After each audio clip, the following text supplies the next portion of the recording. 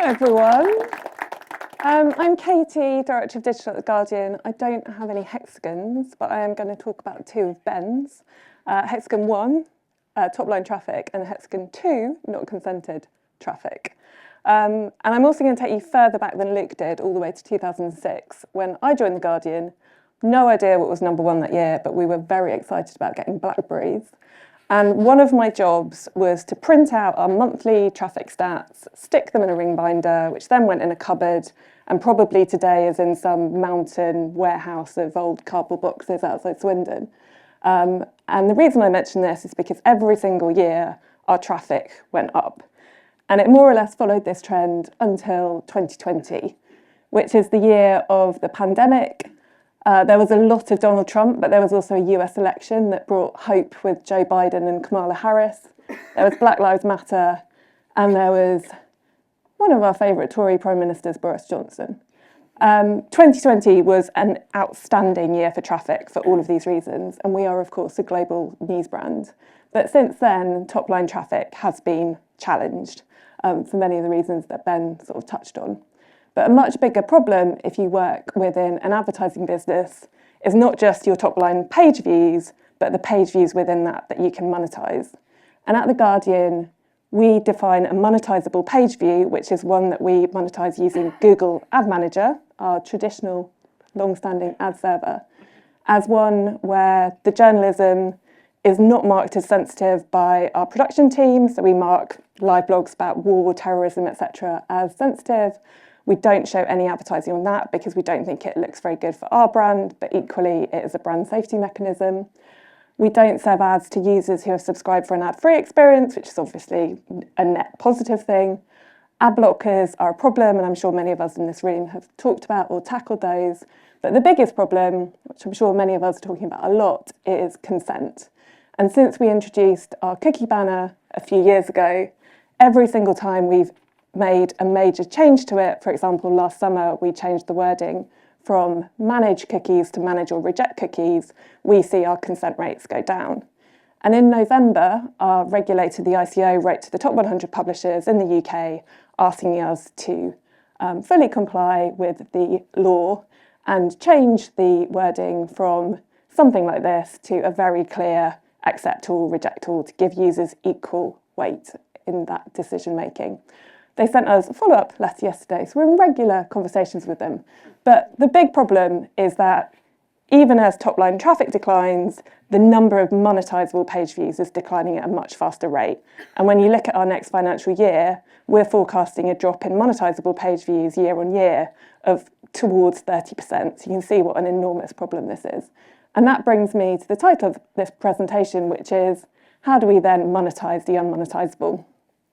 And we've been talking about this problem for a couple of years now. So early in 2022, there was a lot of change to privacy regulation and action across Europe.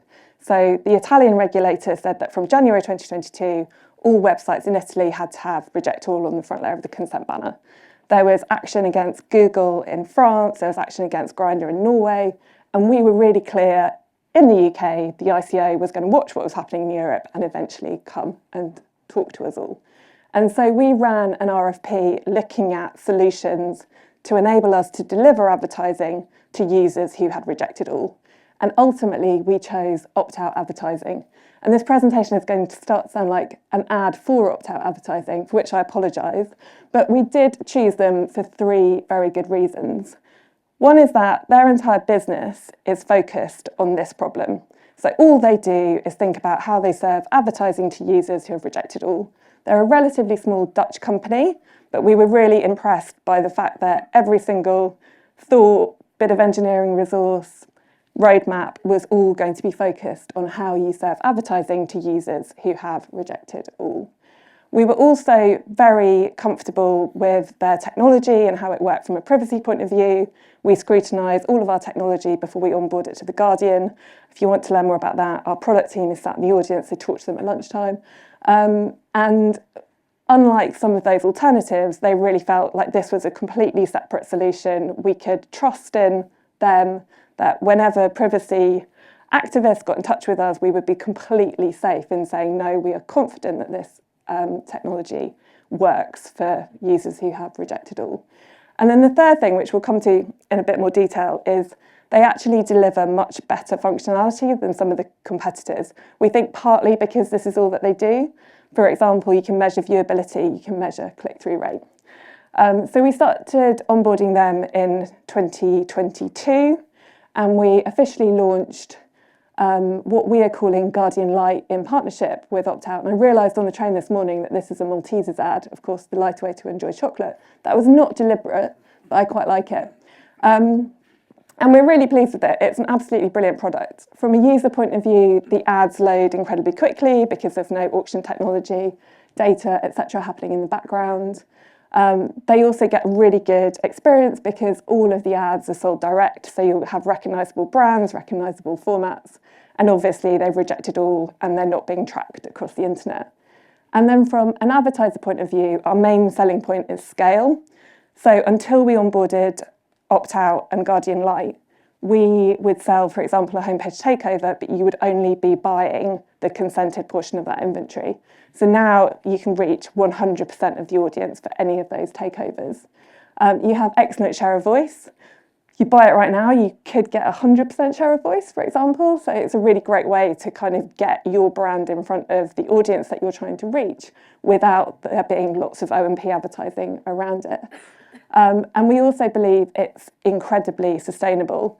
So unlike the programmatic ecosystem, you're not connecting to lots and lots of different third parties. There's not lots of data sharing going on. So we're absolutely confident that if people are interested in buying sustainably, then adding Guardian Light to their plans is a really, really good idea. And then my final point, those of you who've heard me talk about this before, it normally ends on a bit of a bum note because we've been trying to sort of sell it for a while and it's taken some time to get advertisers and buyers interested in it. But actually, we've run a large number of test campaigns with our house products and partners. So for example, we ran a campaign for Guardian Jobs in January because everyone's looking for a job in January. And year on year, comparing a campaign that was 100% run on consented inventory to a campaign that was run 100% on not consented inventory, we saw click-through rates up 50% and a 5 percentage point increase in applications. So now we're starting to develop case studies like that. We can actually go out to the market and really try to get people interested in buying it alongside the consented inventory for those takeovers. And we've had quite a few very good conversations recently, which means hopefully we will have some bigger projects and partnerships to talk about in the next few weeks and months. And that's me.